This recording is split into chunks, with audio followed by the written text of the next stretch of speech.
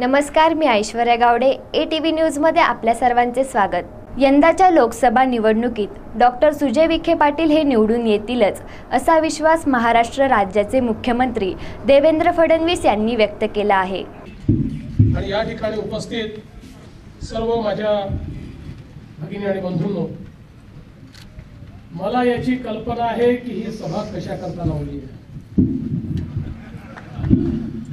पंतप्रधानांची सभा झाल्यानंतर सुजय विखे यांचं निवडून येणं हे 100% त्याची खात्री झाल्यानंतर देखील या ठिकाणी मला बोलवण्यात आलं. याच्या पाठीमागे एकच ध्येय आहे. रामभाऊंनी आता सांगितलं, आपल्या सगळ्यांच्या मनात आहे, मुख्यमंत्र्यांनी साखळाईच्या संदर्भात बोलावं. 25 वर्षापासूनचा प्रश्न आहे. तुम्हाला एक गोष्ट सांगतो, गेल्या 4 वर्षातला हिशोब मांडला.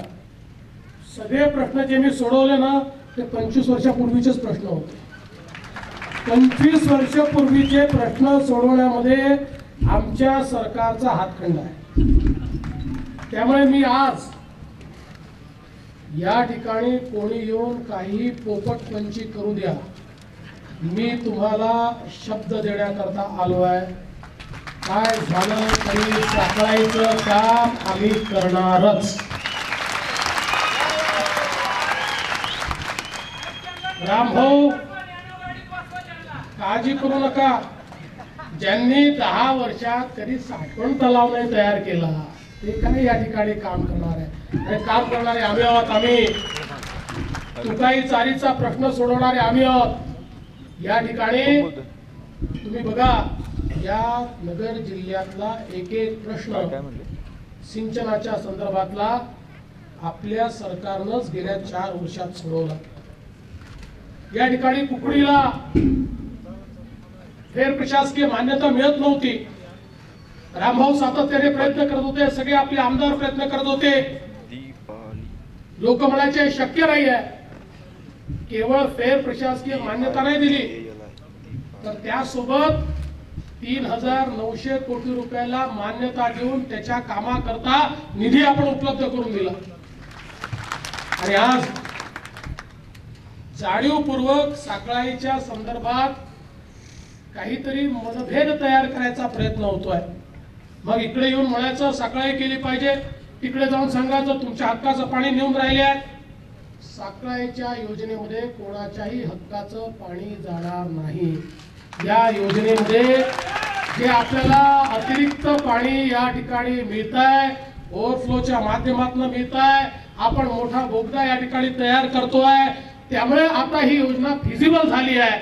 आणि या योजनेमध्ये दुसरी अडचण काय होती जुन्या काळामध्ये, तर लिफ्ट असल्यामुळे एवढी इलेक्ट्रिसिटी लागेल ती परवडेल का. पण आता आपण नवीन निर्णय केला आणि सगळ्या लिफ्टच्या योजना या सोलर एनर्जीवर आपण तयार करतोय. त्यामुळे साखळाईची योजना देखील या ठिकाणी सौर ऊर्जेवर आपण तयार करणार आहोत आणि त्या माध्यमातून निश्चित याचं काम केलं जाईल. आणि आपण उधारीचं काम करत नाही. बघा, योजना करायला जो काही वेळ लागतो तो लागणार आहे, पण तुमच्याकडे विधानसभेच्या निवडणुकीत तर पुन्हा यायचं आहे. त्यामुळे विधानसभेच्या निवडणुकीच्या आधी याच्या आराखड्याला मी मान्यता देणार. रामभाऊ, आता डॉक्टर सुजय विखे एक तरुण खासदार होणार असल्यामुळे आणि सुजय विखे खासदार साहेबांचा नातू असल्यामुळे त्यांना वॉटरमॅन म्हणून ओळखायचे, तशीच याची ओळख आता आपल्याला वॉटरमॅन म्हणून तयार करायची आहे. आणि म्हणून निश्चित जे काम या ठिकाणी आहे ते आपण केल्याशिवाय राहणार नाही. खरं तर बंधू भगिनींनो, या निमित्ताने तुम्हाला एवढंच सांगण्याकरता आलोय, या देशातलं वातावरण बदललंय. काल परवा पहिल्या टप्प्याचं मतदान हे विदर्भामध्ये पार पडलं आणि या ठिकाणी आपल्यापैकी ज्याला लिहून द्यायचं आहे त्यांनी आज लिहून द्यावं. पहिल्या टप्प्यातल्या 7ही जागा भाजप शिवसेनेच्या येत आहे. 7ही जागा, एकही जागा कमी नाही. आणि यावेळी जे वातावरण मला पाहायला मिळत आहे, शेवटी गेल्या 5 वर्षातलं मोदीजींचं सरकार लोकांनी बघितलं आहे. एक व्यक्ती किती लोकांच्या जीवनामध्ये परिवर्तन करू शकतो हे मोदीजींनी आपल्याला दाखवलं आहे. सामान्य माणसाच्या जीवनात परिवर्तन करणाऱ्या, शेतकऱ्याच्या जीवनात परिवर्तन करणाऱ्या, महिलांच्या जीवनात परिवर्तन करणाऱ्या हजारो कोटीच्या योजना या ठिकाणी मोदीजींनी केल्या आणि म्हणून सामान्य माणसाच्या जीवनात परिवर्तन दिसत आहे. काही लोकांना लाट दिसत नाही. ही का दिसत नाही माहिती आहे? कारण ही लाट त्या लोकांमध्ये आहे जे लोक बोलत नाही, जे लोक कॅमेऱ्यापुढे येत नाही. हा जो गरीब माणूस आहे, हा जो सामान्य माणूस आहे, या सामान्य माणसामध्ये एक प्रचंड मोठी लाट आहे. त्या सामान्य माणसाला वाटतं माझ्या जीवनात परिवर्तन कोणी करू शकतं तर ते नरेंद्र मोदी करू शकतात. आणि त्यामुळे हा सामान्य माणूस ज्या प्रकारे मतदान करतोय आणि करणार आहे, मी तुम्हाला सांगतो महाराष्ट्रात आणि भारतामध्ये नरेंद्र मोदी नावाची सुनामी तयार झाली आहे, जी सगळ्या पक्षांना या ठिकाणी बुडवून टाकेल आणि पुन्हा एकदा या ठिकाणी मागच्या वेळेसपेक्षा जास्त सीट घेऊन आपलं सरकार येईल. 400+ तुमच्या तोंडात खडी साखर. बंधू भगिनींनो, एकीकडे विकास तर होतोच आहे, पण विकासासोबत ही निवडणूक राष्ट्रीय अस्मितेची निवडणूक देखील आहे. आज आपण रस्त्याची कामं केली आहेत, इतक्या मोठ्या प्रमाणात राष्ट्रीय महामार्ग तयार केलेले आहेत. 5000 किलोमीटरचे राष्ट्रीय महामार्ग महाराष्ट्रात 68 वर्षात तयार झाले आणि गेल्या 5 वर्षात 20,000 किलोमीटरच्या राष्ट्रीय महामार्गांना आपण या ठिकाणी मान्यता दिली आहे. त्यातलं 7,000 किलोमीटरचं काम पूर्ण केलं. 30,000 किलोमीटरचे आज आपण या ठिकाणी ग्रामीण रस्ते तयार करतोय.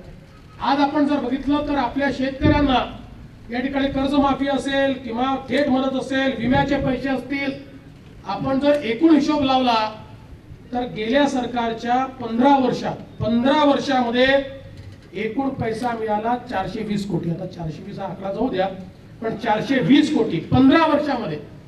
आणि आपल्या 4 वर्षामध्ये या नगर जिल्ह्याला मिळाले 2384 कोटी. म्हणजे 420 कोटी आणि 2384 कोटी. कारण मोदीजींनी जी मदत आपल्याला केली, या मदतीतून आज मोठ्या प्रमाणात काम चाललंय. पूर्वीच्या काळी सिंचनाची कामं कशी करायची आपल्यासमोर प्रश्न होता. केंद्र सरकारने सिंचनाच्या योजनांकरता महाराष्ट्राला 35,000 कोटी रुपये या ठिकाणी मंजूर केले आणि त्यामुळे आज ज्या सिंचन योजना त्यांनी आपण विचारात घेतल्या नव्हत्या त्या आपण पूर्ण करतोय. एक स्वप्न होतं पश्चिमी वाहिन्यांचं पाणी हे आपल्या गोदावरीच्या खोऱ्यात आलं पाहिजे, नाशिक नगरकडे त्याचा फायदा झाला पाहिजे. आज त्याचं काम चाललेलं आहे. आपण आज या ठिकाणी नदीजोडचा प्रकल्प करतोय. मोदीजींनी मोठ्या प्रमाणात या ठिकाणी एक नवीन मंत्रालय तयार करायचं ठरवलंय, ज्याला जलशक्ती मंत्रालय म्हटलंय, की ज्याच्या माध्यमातून सगळीकडे नदीजोड प्रकल्पातनं पाणी आपल्याला पोहोचवायचं आहे. हे सगळं काम देश बदलणारं काम आहे. या देशामध्ये एक मोठं परिवर्तन होत आहे. आज यासोबत महत्वाचं काय आहे, या देशाची अस्मिता देखील महत्वाची आहे. ही निवडणूक देशाची निवडणूक आहे, गल्लीची निवडणूक नाही, दिल्लीची निवडणूक आहे. या देशाची अस्मिता देखील आपल्याला टिकवायची आहे. आज बघा, देश ज्या स्वाभिमानानं उभा आहे, देश ज्या अभिमानानं उभा आहे, बंधू भगिनींनो, या देशामध्ये अवस्था अशी होती की पाकिस्तानी अतिरेकी आमच्या देशात शिरायचे, बॉम्बस्फोट करायचे आणि परत जायचे. आम्ही साधा त्यांच्यावर कारवाई देखील करू शकत नव्हतो. 2008 साली मुंबईला बॉम्बस्फोट झाले. काय केलं तेव्हाच्या सरकारनं? केवळ पाकिस्तानचा निषेध केला, मग तीव्र शब्दात निषेध केला आणि त्यानंतर केवळ त्या ठिकाणी युनायटेड नेशन मध्ये जाऊन भाषण केलं की बघा, तो पाकिस्तान आमच्या बाजूचा देश आमच्याकडे बॉम्बस्फोट करतो, तुम्ही त्याला रागवा. म्हणजे एखाद्या गल्लीत बंडूने खंडूला मारायचं, खंडूला बापाकडे जाऊन म्हणायचं तर तुम्ही बंडूला रागवा आणि बापाने येऊन रागवायचं. अरे 125 कोटी लोकांचा देश, या देशाच्या नेतृत्वाचा कणखरपणा नव्हता की ते पाकिस्तानला सांगतील खबरदार जर आमच्या देशात शिरलात तर तुमच्या देशात शिरून आम्ही तुम्हाला मारू, हे सांगण्याची हिंमत त्या काळात नव्हती. पण आपण 2016 मध्ये बघितलं, उरीमध्ये ज्यावेळी पाकिस्तानी अतिरेक्यांनी आमच्या सैनिकांना शहीद केलं। आमचे सैनिक शहीद झाल्यावर मोदीजींनी आपल्या सैन्याला सांगितलं आमच्या सैनिकांच्या रक्ताचा मोल काय आहे हे या अतिरेक्यांना समजलं पाहिजे। आणि आमच्या जाबाज सैनिकांनी पाकिस्तानमध्ये घुसून सर्जिकल स्ट्राईक केला, त्या ठिकाणी दहशतवाद्याचे अड्डे मोडून काढले, दहशतवाद्यांना मारून टाकलं आणि आमची सेना परत आली। आमच्या सेनेला खरचटलं देखील नाही, ही किमया आमच्या सेनेने करून टाकली। बंधू भगिनींनो, यापूर्वी केवळ 2 देश होते, अमेरिका आणि इस्रायल। या 2 देशाबद्दल असं बोललं जायचं की यांच्या सैनिकांना कोणी मारलं तर त्या देशात घुसून हे मारतात। आता त्यासोबत तिसरं नाव घेतलं जातं, ते माझ्या भारताचं नाव घेतलं जातं। ही किमया आज झाली आहे। आमच्या सैन्यामध्ये ही ताकद नेहमीच होती, नेहमीच ही ताकद होती। जेव्हा जेव्हा बॉम्बस्फोट व्हायचे आमचं सैन्य जायचं आणि विनंती करायचं की आम्हाला परमिशन द्या, परवानगी द्या, पण देशाच्या नेतृत्वात क्षमता नव्हती। देशाचं नेतृत्व म्हणायचं थांबा, आमची चर्चा चालली, आमची चर्चा चालली आहे। मोदीजींनी सांगितलं चर्चा नाही रण होईल, आणि मोदीजींनी सांगितलं जा तुम्ही पुढे जा, मी या ठिकाणी सांभाळून घेतो, आणि त्यानंतर आमच्या सेनेनं हे करून दाखवलं।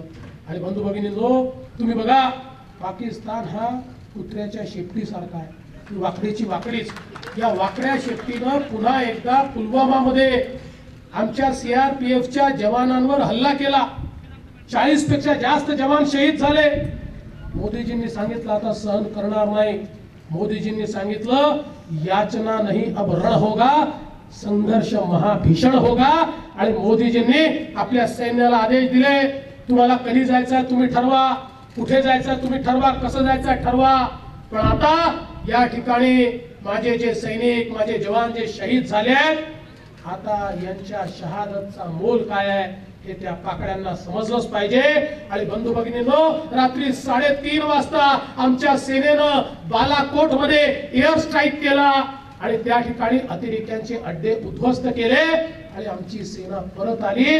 बंधू भगिनींनो, त्या दिवशी भारताची ताकद काय आहे हे दुनियेला समजलं।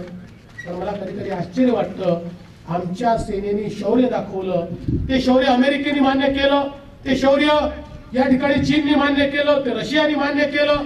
केवळ 2च लोक असे होते की जे या ठिकाणी आमच्या सैनिकांना त्याचा पुरावा मागत होते। एक होतं पाकिस्तान। या पाकिस्तानची अवस्था अशी होती, अवघड जागेचं दुखणं होतं, सहनही होत नाही, सांगता येत नाही, अशी अवस्था त्या पाकिस्तानची होती। आणि दुसरे होते हे आमचे काँग्रेस, राष्ट्रवादी ही आघाडी यांचे लोक, जे रोज म्हणत होते पुरावा द्या, पुरावा द्या। पुरावा काय आहे? मी म्हटलं जर आधी सांगितलं असतं ना, जे रॉकेट सोडलं त्यासोबत एखादा तुमचा नेता बांधून सोडला असता की जा आणि त्या ठिकाणी बघा आमच्या सैन्याचं शौर्य काय आहे। पण बंधू भगिनींनो, त्याही पलीकडे जाऊन मला तुम्हाला एक विनंती करायची आहे। आज बघा एकीकडे देशात रोज पाकिस्तानी आतंकवादी येऊन या ठिकाणी आमच्यावर हल्ला करायचा प्रयत्न करतात, आणि दुसरीकडे राष्ट्रवादी काँग्रेसचा जाहीरनामा म्हणतो पाकिस्तानशी युद्ध करू नका, त्यांच्याशी चर्चा करा। अरे त्यांनी किड्या मुंग्यासारखे आमचे लोक मारायचे आणि तुम्ही आम्हाला सांगायचं चर्चा करा। हा चर्चा करणारा देश नाही राहिला, आमच्यावर हात उचलला तर 4 हात तुमच्यावर उचलू, असा आता भारत देश आहे। आणि बंधू भगिनींनो, दुसरीकडे काँग्रेसचा जाहीरनामा तर त्याच्याही पलीकडे चालला गेला। ते तर असं म्हणतात या देशामध्ये आमचं सरकार आलं तर आम्ही काश्मीरमधनं सैन्य कमी करू, सैन्याला जे विशेष अधिकार दिले आहेत ते काढून टाकू। काय विशेष अधिकार आहेत सैन्याला? 2च विशेष अधिकार आहेत। या देशामध्ये जर एखादा पाकिस्तानी आतंकवादी शिरला तर त्या ठिकाणी थेट त्याला गोळी घालण्याचा अधिकार आमच्या सैन्याला आहे। आणि जर एखाद्याने पाकिस्तानकडनं पैसे घेऊन आमच्या सैन्यावर जे गोटमार करतात त्यांना जेलमध्ये टाकण्याचा अधिकार आमच्या सैन्याला आहे। हा अधिकार काढून टाकू असं काँग्रेस पार्टी त्या ठिकाणी म्हणते। बंधू भगिनींनो, याचा अर्थ काय आहे? याचा अर्थ असा आहे की त्या पाकड्यांनी शिरायचं, आमच्या सैनिकांना छातीत गोळ्या घालायच्या, आणि आमच्या सैनिकांना अधिकार देखील होणार नाही की त्यांनी त्या ठिकाणी त्यांच्यावर फायरिंग करायची। कोणाकरता चाललाय, कशा करता चाललाय मला समजत नाही। त्याच्या पलीकडे जाऊन ते म्हणतात आमचं सरकार जर आलं तर आम्ही 124A काढून टाकू। 124A कलम काय आहे? देशद्रोहाचा गुन्हा जर केला कोणी तर 124A कलम लावलं जातं।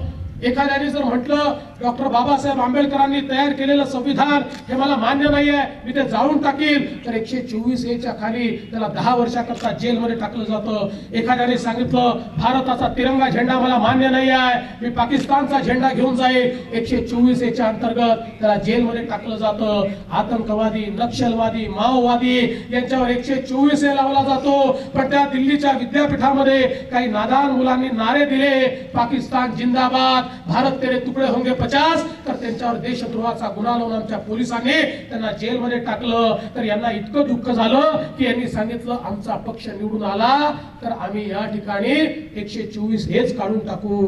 बंधू भगिनींनो, ही निवडणूक एखाद्या सुजय विखेला निवडून देण्याची नाही आहे. एखादा सुजय विखे निवडून आला काय, एखादा देवेंद्र फडणवीस मुख्यमंत्री राहिला काय, नाही राहिला काय, हा देश राहिला पाहिजे, माझा भारत राहिला पाहिजे, माझा हिंदुस्थान राहिला पाहिजे, त्याकरता ही निवडणूक आहे.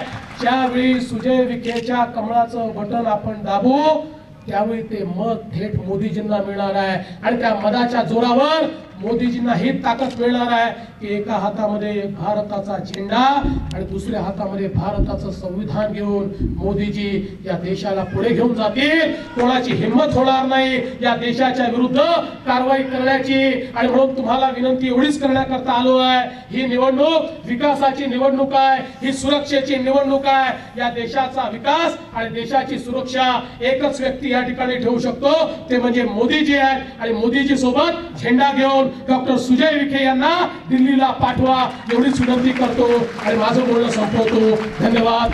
जय हिंद, जय महाराष्ट्र.